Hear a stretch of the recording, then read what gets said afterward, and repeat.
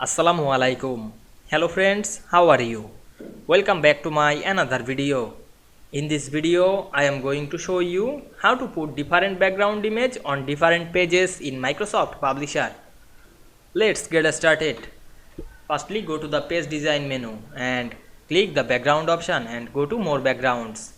Then select the picture or texture field. Then click insert. Then choose picture from our file. Now I select this picture and click insert, then click OK. Now we can see we added a picture as a background only from the first page. Then go to the another page and again apply the same process.